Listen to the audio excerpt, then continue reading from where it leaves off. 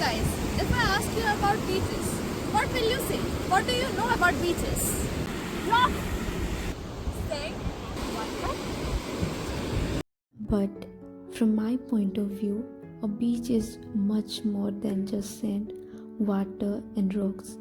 It is a living and active ecosystem filled with small creatures, plants, birds, cells, algae, and microorganisms that most people don't even notice.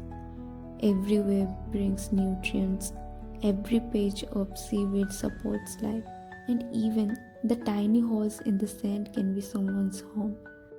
So now I'm gonna explain what we found on the beach side. First, we have marine algae. It grows in seawater and provides food and shelter for many sea creatures while also helping produce oxygen. These are sea snail cells. They are hard protective coverings that once housed soft-bodied snails and help protect them from predators and webs.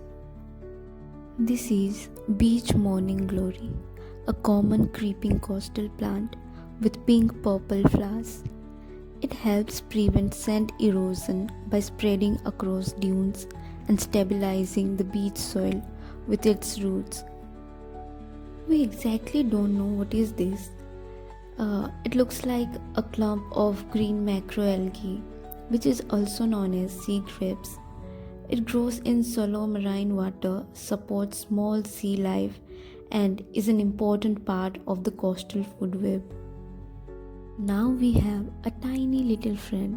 It is a small crab, live near the shoreline, hide in sand or under debris, and help keep the beach ecosystem clean by feeding on small organisms and waste.